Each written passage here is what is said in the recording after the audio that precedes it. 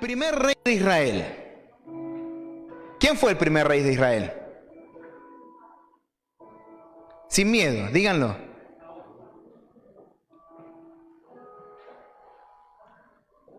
¿Sí? ¿Quieren? ¿Saúl fue el primer rey? Saúl fue el primer rey ungido. Pero hubo uno, antes de Saúl, que se erigió rey. Y fue rey durante 3 años de todo Israel.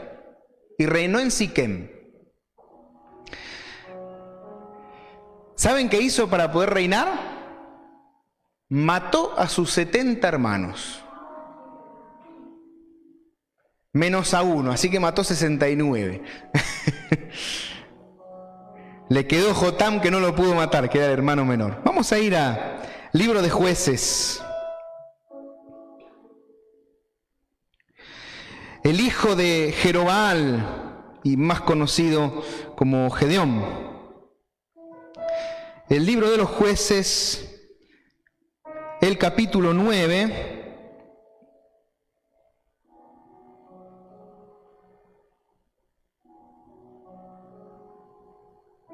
No lo vamos a leer todo, pero sí hay un mensaje que deja Jotam que me gustaría poder transmitirlo, que creo que Dios quiere transmitir en esta mañana para todos los que estamos aquí presentes.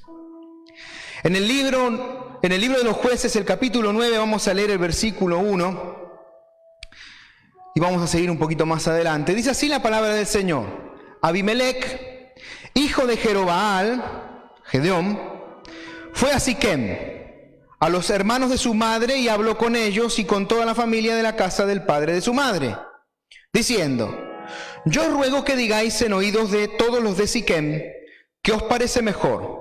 ¿Que os gobiernen 70 hombres, todos los hijos de Jerobaal, o que os gobierne un solo hombre? Acordaos que yo soy hueso vuestro y carne vuestra. Y hablaron por él los hermanos de su madre en oídos de todos los de Siquem todas estas palabras. Y el corazón de ellos se inclinó a favor de Abimelec, porque decían: nuestro hermano es. Y le dieron 70 siclos de plata del templo de Baal Berit, con los cuales Abimelec alquiló hombres ociosos y vagabundos que le siguieron. Qué lindo, ¿no? Que te sigan los hombres ociosos y vagabundos. Pero estos no son como los de la cueva de Adulam. Y viniendo a la casa de su padre en Ofra, mató a sus hermanos, los hijos de Jerobaal, 70 varones, sobre una misma piedra. Pero quedó Jotam, el hijo menor de Jerobaal, que se escondió. Entonces se juntaron todos los de Siquem con toda la casa de Milo, y fueron y eligieron a Abimelec por rey, cerca de la llanura del Pilar que estaba en Siquem. Estos 70 hermanos gobernaban, después de la muerte de Gedeón, en 70 ciudades y eran gobernantes de todo Israel. Así que en una suerte de rebelión, de golpe de Estado, tomó el poder a la fuerza. Cuando se lo dijeron a Jotam, fue y se puso en la cumbre del monte de Gerizim, y alzando su voz clamó y les dijo: oídme, varones de Siquem, y así os oiga Dios. Y aquí les describe una especie de parábola, y dice así la palabra del Señor: fueron una vez los árboles a elegir rey sobre sí, y dijeron al olivo: reina sobre nosotros. Un olivo lindo, Mas el olivo respondió: he de dejar mi aceite, con el cual en mí se honra a Dios y a los hombres, para ir a ser grande sobre los árboles. Dijeron los árboles a la higuera: anda tú, reina sobre nosotros. Unos higos bien ricos, ¿no? Bien gorditos. Y respondió la higuera: he de dejar mi dulzura y mi buen fruto para ir a ser grande sobre los árboles. Dijeron luego los árboles a la vid: pues ven tú, reina sobre nosotros. Y la vid les respondió: ¿he de dejar mi mosto que alegra a Dios y a los hombres para ir a ser grande entre los árboles? Dijeron entonces todos los árboles a la zarza: anda tú, reina sobre nosotros. Y la zarza respondió a los árboles: si en verdad me elegís por rey sobre vosotros, venid, abrigaos bajo de mi sombra. Y si no, salga fuego de la zarza y devore a los cedros del Líbano. Qué parábola, ¿no? Más extraña. En lo primero que le dice a los árboles, van y hablan con el olivo. El olivo es el símbolo de la unción. Y podemos ver en Hechos 19, cuando la iglesia en Éfeso había recibido a Apolos y había escuchado acerca de la palabra del Señor. Todos habían sido bautizados por el bautismo de Juan, pero les faltaba algo. Y dice así la palabra del Señor: aconteció que entre tanto que Apolos estaba en Corinto, Pablo, después de recorrer las regiones superiores, vino a Éfeso, y hallando a ciertos discípulos les dijo: ¿recibisteis el Espíritu Santo cuando creísteis? Y ellos le dijeron: ni siquiera hemos oído si hay Espíritu Santo. Entonces dijo: ¿en qué pues fuisteis bautizados? Ellos dijeron: en el bautismo de Juan. Dijo Pablo: Juan bautizó con bautismo de arrepentimiento, diciendo al pueblo que creyesen en aquel que vendría después de él, esto es, en Jesús el Cristo. Cuando oyeron esto, fueron bautizados en el nombre del Señor Jesús. Y habiéndoles impuesto Pablo las manos, vino sobre ellos el Espíritu Santo y hablaban en lenguas y profetizaban. Fueron ungidos por el Espíritu Santo. Y he de decir una cosa: es importante la unción, pero no es lo único. Cuando muchas veces buscamos que en la arboleda, en la iglesia, solamente gobierne la unción. Y hablamos de hombres ungidos, pero quizás hombres que no buscan la santidad, se conforman solamente con el ungimiento. Ahora bien, en esto hago un matiz, porque es importante que recibamos el bautismo del Espíritu Santo.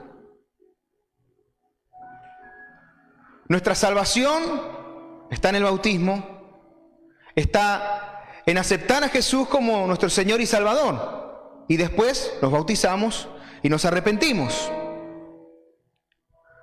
Pero nos hace falta algo más, y es estar ungidos por el Espíritu Santo. Y en esto de decir, hermanos, que a veces el Espíritu Santo pasa como por desapercibido de la iglesia. Porque la unción del Espíritu Santo muchas veces nos hace hacer cosas que a nosotros no nos gustan, o que a nosotros nos hace pasar vergüenza, o X razón que le podamos poner. No menospreciemos el don de lenguas, hermanos. Busquémoslo. Es el único de los dones que habla la palabra del Señor, que es de edificación propia. Usted es edificado cuando hablan lenguas.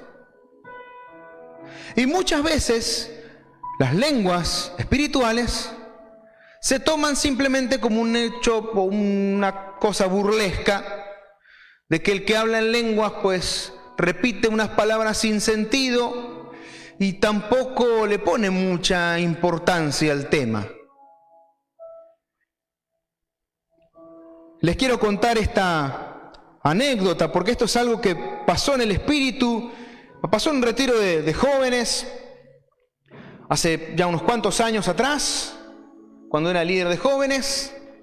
Me acuerdo que estábamos en un culto y tengo un amigo, muy amigo, al que amo mucho, que se llama Ángel Castellano, que es pastor en Holanda. Yo sentí de parte del Señor, le dije: Ángel, empecé a hablar en lenguas y yo te voy a interpretar.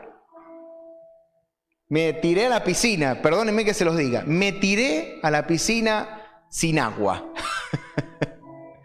Dije: acá me mando, lo siento de parte del Señor y lo voy a hacer. Así que mi amigo empezó a hablar en lenguas. Y yo lo primero que hice fue: Señor, revelame, porque Si no tengo el don de lengua, no quiero decir pavada tampoco. Y así que empecé a dar la palabra que Dios me decía que Ángel estaba profetizando a través de sus lenguas. Pero fíjense qué curioso, que había un mensaje en esas lenguas que yo no lo tenía que decir porque se lo tenía que dar a una persona en específico. Así que terminó el pastor, en esa época también líder junto conmigo, jóvenes, terminó de hablar en lenguas, yo me bajé, estaba dirigiendo el culto y fui a esa persona, Laura Manzano, que si me llega a estar escuchando, una hermana querida en el Señor, con su esposo Daniel Wendburg, que son pastores en Madrid. Y fui al oído y le dije, Ángel estaba dando una palabra que ni a mí me ha sido revelada, pero que sepas que esta palabra es para ti. Cuando le dije es para ti, cayó, puso a llorar, vino el que era su novio en ese entonces, creo que no estaban casados. Imagínate, se acerca un hombre, le dice algo a tu chica y de repente se cae de bruces. Daniel vino, pero como me conoce y somos amigos, vino de buenas maneras. Y me preguntó, ¿qué le dijiste? Y yo le dije, mirá, le dije esto. Cuando terminó el culto, Laura vino y me dijo, ¿sabes lo que me pasó? Tú estabas interpretando las lenguas y yo escuché que Ángel estaba diciendo un mensaje, estaba dando un mensaje de amor, unas palabras de amor. Y yo estaba diciendo, Señor, ¿para quién son estas palabras? Y cuando estaba diciendo, Señor, ¿para quién son estas palabras? Vos me dijiste al oído, son para ti. Tremendo, ¿no? Cosas que hace el Espíritu Santo. No menospreciemos las lenguas, hermanos. Busquemos las lenguas. Si usted no tiene el don de lenguas, búsquelo. No lo deje como, no, pero yo tengo el don de servicio. No, el don de lenguas es algo especial. Es algo espiritual que Dios le da a sus hijos cuando los bautizan en el Espíritu Santo. No se mortifique si no lo tiene todavía. Usted no es un mal cristiano por no hablar en lenguas. Pero no desechemos las cosas de Dios. No entendamos que las cosas de Dios son para otro. Busquemos que sean para nosotros. Porque cierto es que en todo el Nuevo Testamento, cada vez que el apóstol Pablo oró por el Espíritu Santo, cada vez que se manifestó el Espíritu Santo, se manifestó con lenguas, profecía. Lenguas y profecía. Las dos cosas. Si todos profetizan, yo no sé si habrás escuchado a papi cuántas veces, ¿no? Si todos profetizan, ¿no? Siempre nos decía, todos tienen que profetizar, todos, nos decía el papi Pradas. Si todos profetizan y entra algún indocto, por todos será convencido. Fíjense, hermano, hay cosas espirituales que tenemos que hacer. No es simplemente congregarnos, cantar un par de canciones lindas y después portarnos bien durante la semana, venir a la hora social. Todo eso es lindo, hay que hacerlo y hay que seguir haciéndolo. Pero sin dejar las cosas que son del Espíritu, acomodándolas al Espíritu Santo que está en nosotros. Ahora, la unción no es lo único. Después en la segunda remesa habla a la higuera. Y si leemos en Gálatas nos vamos a encontrar con el fruto del Espíritu Santo. Mas el fruto del Espíritu es amor, gozo, paz, paciencia, benignidad, bondad, fe, mansedumbre, templanza. Contra tales cosas no hay ley. También Lucas nos habla de esta parábola. Dijo también esta parábola, tenía un hombre una higuera plantada en su viña y vino a buscar fruto en ella y no lo halló. Y dijo al viñador, he aquí, hace 3 años que vengo a buscar fruto en esta higuera y no la hallo. Córtala, ¿para qué inutiliza también la tierra? Él entonces respondiendo le dijo: Señor, déjala todavía este año hasta que yo cabe alrededor de ella y la abone. Y si diere fruto, bien, y si no, la cortarás después. Ahora, la unción sola no puede gobernar toda la iglesia. Hace falta el fruto. Pero el fruto solo tampoco puede gobernar la iglesia. ¿Por qué les digo esto? Porque muchas veces una persona, y en muchas, yo me lo he encontrado con muchas iglesias, con gente que le gusta traer gente a la iglesia. Ellos piensan que eso es el fruto. Traigo gente a la iglesia, traigo gente a la iglesia, traigo gente a la iglesia. Lo mío, predico gente y ese es el fruto. Pero lo hacen sin unción. Por eso tal como entran, se van. Tal como entran, no permanecen. ¿Por qué? Porque le falta raíz. Porque a ese fruto le falta unción, a ese árbol le falta el aceite. Por eso ninguno de los dos debe gobernar toda la arboleda. Fíjense que tanto el olivo como la higuera le dijeron: nosotros vamos a dejar nuestras virtudes para hacernos el más grande de entre los árboles. Y es que muchas veces pasa en las iglesias. Tenemos a lo mejor alguna de las personas que está muy ungida y tiene mucha gracia de parte del Señor, y es como que se convierte en el más importante. Después quizás hay personas que trabajan mucho y dan mucho fruto, y como que, no, tienen que ser las más importantes.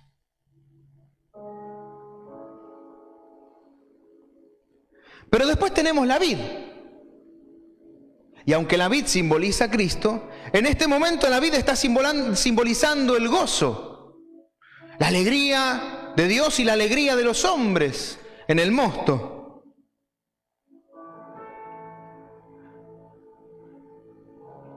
Y por tercero, a veces queremos que la iglesia la gobierne un cierto bienestar, una cierta prosperidad encubierta. Es como que todo tiene que estar bien para que realmente Dios esté con nosotros, ¿no? ¿No escucharon alguna vez algún predicador que diga que si alguien está enfermo es porque está lejos de Dios? ¿O que los cristianos no debemos estar en pobreza? Porque somos hijos del rey, tenemos que tener dinero en el banco. ¿No lo escucharon eso alguna vez? Yo lo he escuchado muchas. A veces me toca escucharme predicaciones porque personas de la congregación me dicen: escuchate a este pastor. Y me toca comerme predicaciones para ver qué es lo que están escuchando los hermanos. Y a veces me agarro de la cabeza. Así me quedé con poco pelo. Entonces buscamos una serie de bienestar en la iglesia, en el que gobierna la iglesia es el bienestar. No podemos decir que estamos mal.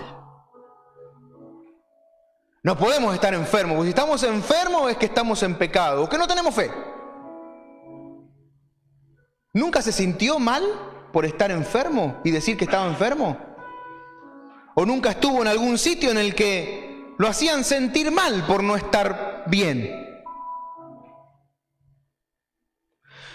Y es que fíjense que hasta a los discípulos le pasó, porque en Juan, el capítulo 9, dice: al pasar Jesús vio a un hombre ciego de nacimiento y le preguntaron los discípulos diciendo: Rabí, ¿quién pecó, este o sus padres, para que haya nacido ciego? Y respondió Jesús: no es que pecó este ni sus padres, sino para que las obras de Dios se manifiesten en él.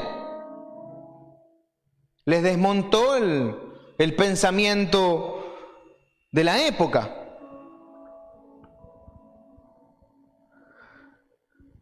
No es la unción la que debe gobernar la iglesia, no es el que dé más fruto ni el fruto, ni tampoco es el que esté mejor, porque a veces la iglesia la gobierna el que está mejor económicamente. Y de esto le puedo decir que lo he visto muchas veces. Yo he sostenido a la iglesia, te dicen, porque daban buenos diezmos. Por eso a mí ni me interesa saber quién pone y quién no pone diezmos en la iglesia. Usted hágalo para el Señor. Porque siempre está que gana dinero y quiere comprar a la iglesia. Con regalos, porque yo doné esto, porque yo doné lo otro, porque yo di acá, porque yo sostuve la iglesia, dijo uno. Yo me lo miré como diciendo, ¿de verdad te estás dando cuenta de lo que te estás diciendo? Yo sostuve la iglesia, que la sostiene es el Señor. Y el Señor te sostuvo a ti para que tú puedas poner esos diezmos en la iglesia, pero si no fuera por el Señor, vos no habías puesto ni un céntimo en la iglesia. Estarías muerto en la calle, muerto de hambre. Y tendríamos que darte de comer los jueves. La misma iglesia que supuestamente vos sostuviste. Es que nos sostiene el Señor. Por eso no nos puede gobernar la unción, aunque debemos tener unción. No nos puede gobernar el que da más fruto, sino que debemos tener fruto. Ni tampoco podemos darle toda la prioridad al que esté bien. Aunque debemos estar bien. Y hermano, no suframos de balde. Sufra lo que tenga que sufrir en esta vida, pero no sufra porque sí, porque ese mensaje masoquista también lo hemos tenido, que parece que mientras más sufrís más cerca de Dios estás. Tampoco es eso, hermano. Y después tenés hermanos que buscan sufrir, que les guste. Y en vez de la iglesia de pare de sufrir, está en la iglesia de no pare de sufrir. Porque si no, lo que nos va a pasar, si no dejamos que sean la unción, los frutos, que todo lo de Dios sea importante en la iglesia, lo que nos va a pasar es que nos va a terminar gobernando la zarza. Y por eso este mensaje le puse una zarza reina. Y al final vamos a intentar buscar cobijo a la sombra de una zarza. ¿Usted intentó buscar cobijo a la sombra de una zarza alguna vez? Tiene que ser un gnomo para poder cobijarse en la sombra de una zarza. Una zarza es un matojo. Y no es lindo, específicamente lindo. A mí me ha tocado con el tema, ¿te acordás, Tincho, que teníamos que ir a los pisos esos que estaban abandonados? Teníamos que limpiar y hacer desbroce, y uno se encontraba con la zarza y yo me quería pegar un tiro, de verdad les digo. Era horrible eso, todo pincho por todos lados. Yo veo un árbol y ve algo lindo, pero ve una zarza, es algo feo. Pero si no ponemos las cosas en orden y no le damos importancia a todo lo que es de Dios, no poniendo una cosa por encima de la otra, y no estando mi padre también lo puedo decir. En los últimos años en los que mi padre empezó a hablar de evangelismo, lo tildaron de dejar la visión. Este hombre dejó la visión. ¿Pero qué visión? Si evangelizar está en la Biblia. ¿Una visión sin evangelismo? ¿Qué es?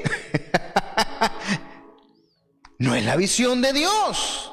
No es la visión. Ahora, vamos todos a evangelizar y ya no le damos culto a Dios. Pero los seres humanos somos exagerados cuando queremos. Y nos vamos de un extremo al otro. Parecemos el sistema electoral español. Hoy estamos con la izquierda. Y mañana los que se aburrieron de la izquierda votan a la derecha. Y después otra vez se dieron cuenta que cada X tiempo vamos de izquierda a derecha, de izquierda a derecha. Parece un partido de ping-pong esto. Y a los cristianos también nos pasa muchas veces. Tomamos un mensaje de Dios y vamos detrás de ese mensaje. Y todo lo demás lo dejamos como si no sirviera. Lo demás es fundamento para que podamos coger lo otro de Dios y aprender más de Dios.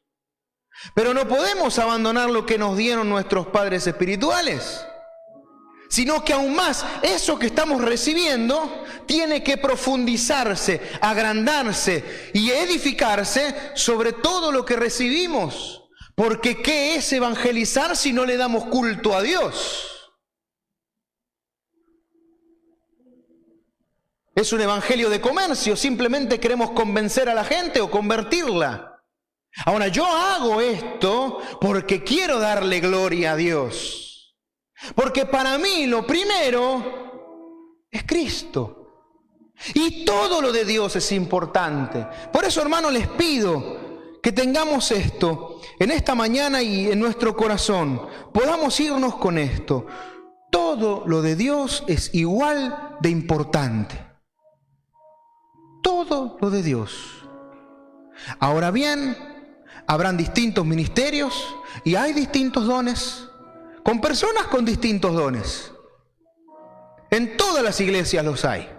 Y vas a tener personas que te dicen, hay que salir, hay que salir y hay que salir. Y otras personas que te van a decir, hay que encerrarse a orar y hay que encerrarse a orar. Usted que tiene el don de oración, no pare de orar. Usted que tiene el don de evangelizar, no pare de evangelizar. El que tiene el don de la escritura o del estudio de la escritura, ¿saben que uno de las últimas versiones de la escritura, creo, si mal no recuerdo, que fue la Reina Valera 1909, pero puede ser que me esté equivocando, el hombre que la tradujo, el hombre que hizo la traducción, que hizo la reforma de esta traducción, estuvo encerrado 35 años haciéndola. Eso para una persona que es de salir, ay, ¿cómo podés estar 35 años leyendo la escritura? ¡Hay que salir! Fue el don que Dios le dio a esa persona. Respetemos lo que Dios le dio a esa persona. Porque si no nos convertimos en lo que está pasando, hermano, yo les digo, es lo que tiene la iglesia evangélica en todo el mundo. Se juntan los hermanos que hacen lo mismo, porque no se toleran los hermanos que hacen algo diferente. Los del culto con los del culto, los del evangelismo con los del evangelismo, los del tal con los del tal, los del cual con los del cual, los de las lenguas con los de las lenguas, los de los otros con los otros. Así nos hemos dividido todas las iglesias. La iglesia evangélica no es un ejemplo. La iglesia evangélica es una vergüenza, perdónenme que se los diga, pero es una vergüenza. Es una vergüenza tener en Barcelona 300 iglesias, denominaciones, que algunas ni se hablan con las otras y que es un desastre. Eso es una vergüenza. Porque ustedes se piensan que Dios va a venir a buscar a la iglesia según la zona, a ver los que oraron más, a ver los que evangelizaron más. Él viene a buscar a su iglesia. Algunos tienen el don de salir, otros tienen el don de orar, otros tienen otros distintos dones, muy distintos a unos de otros. Otros tienen el don de la música, no todos saben tocar instrumentos, ni todos están obligados a tocar instrumentos. Dejemos que todas las cosas de Dios sean edificadas en medio de la congregación. Y no solo una y otra. ¿Por qué vamos a ir? Usted imagínense un avión sin un ala. ¿Cómo va a ser ese avión para volar? Imposible. Hacen falta las dos. Unción es importante.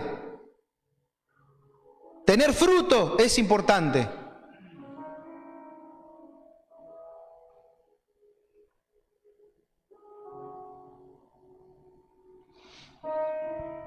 Todo es importante. Ustedes son importantes, señores y señoras, hermanos y hermanas. Ustedes son importantes.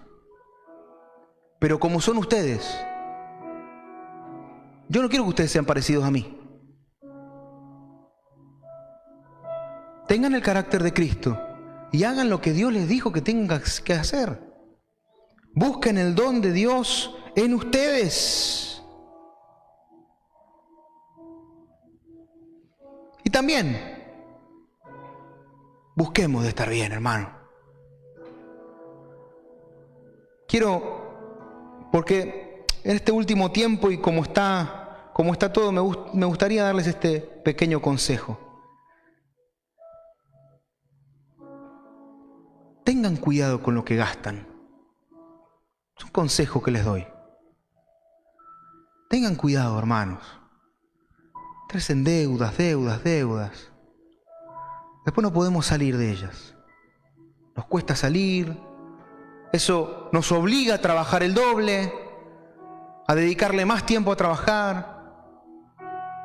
Tengamos cuidado con las deudas. No lo digo por nadie en específico, hermano. Es un consejo que les doy a ustedes, a los que están en internet.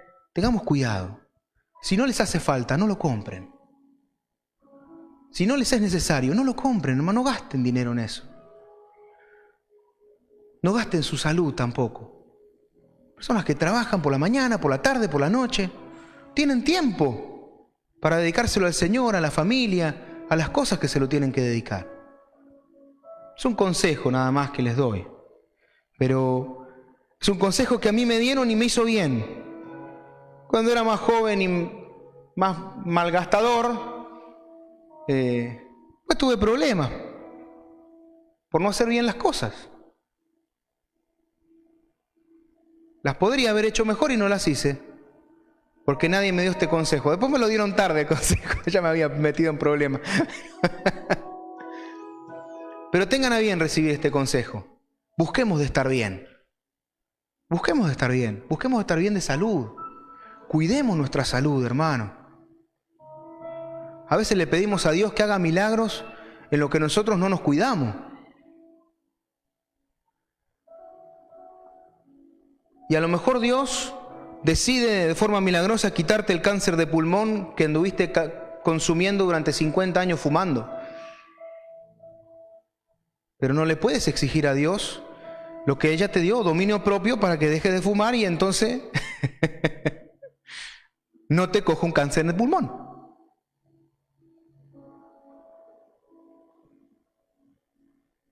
¡Ay! Me dio un ataque al corazón. ¿Y cómo tenés el colesterol, hermano? Sale por los poros, sale el colesterol. Tengamos cuidado con nuestra salud. Cuidemos el templo del Espíritu Santo. Nosotros pensamos que cuidar el templo del Espíritu Santo es no tatuarse. Uno no se tatúa, ya se está cuidando. No, hermano. Más cosas que hay que hacer. Por eso les digo, también busquemos estar bien. Busquemos estar bien en nuestra salud. Busquemos estar bien también en nuestra situación económica. De estar tranquilos, de hacer bien las cosas. Hermano, de cumplir con el Señor con lo que tengamos que cumplir. No sea tacaño con Dios. Dios después nos da 1000 veces más de lo que nosotros le damos. No 100, nos da 1000, porque nos da la salud, nos da todo, nos da Dios. Amén, hermanos. Así que unción, busquemos la unción. Busquemos la unción, no la abandonemos. Digamos, no, yo soy un buen creyente, pero da igual, no hablo en lengua, no profetizo, no, da igual todo lo espiritual. No, hermano, búsquelo y Dios se lo va a dar, porque el que busca halla. Busque su presencia y Dios se lo dará. También busquemos tener fruto de Dios y que el fruto del Espíritu Santo pueda crecer en nosotros. Y también que podamos traer gente al reino de los cielos para que puedan estar convencidos por el Señor y convertidos a Dios. Y también busquemos de estar bien, de tener salud, de ser responsables con nuestra vida y con la vida de los que están a nuestro alrededor. Amén. Así no nos gobernará una zarza en la que iremos a buscar cobijo y no tendrá. Y lo que nos quemará son los cedros del Líbano. ¿Saben lo que significan y qué significado el cedro del Líbano? ¿Sabes qué significado tiene? Bienestar. El cedro era un árbol hermoso, frondoso, que nacía en los bordes del río. Dice que la zarza quemará todos los árboles, porque cuando usted lo gobierna una zarza, todo lo demás se rompe. Su unción deja de servir, deja de dar fruto y se empieza a encontrar muy mal. Así que, hermano, no nos dejemos gobernar por la zarza. Dejemos que Dios sea el que gobierne en todas las áreas de nuestra vida y que todas las áreas de nuestra vida estén en consonancia y en línea directa con el Señor. Amén. Señor Jesús,